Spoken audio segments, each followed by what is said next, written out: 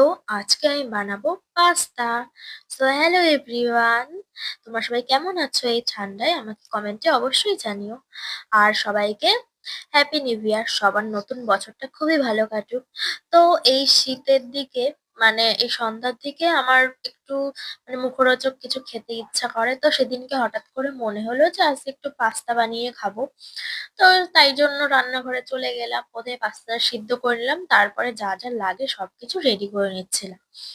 আর তোমাদের সবার নতুন বছরটা বছরটা কেমন কাটছে আমাকে একটু জানিও অবশ্যই। আর আমার তো মোটামুটি ভালোই কাটছে। আর এই নতুন বছরে নতুন মুখোশধারী মানুষদেরও চিনতে শিখেছি, চিনে গেছি অলরেডি। যাই হোক, সেই সব নিয়ে নাইবা বললাম। নতুন বছর আমিও নতুন ভাবে শুরু করেছি, আর আশা করি তোমরা অনেক নতুন ভাবে শুরু করবে। যাই হোক, ওইসব কথা বাদ দাও, ওইসব কথা অন্য কোনো একদিন বলবো। তো তোমরা আমার রান্নার দিকে ফোকাস করো।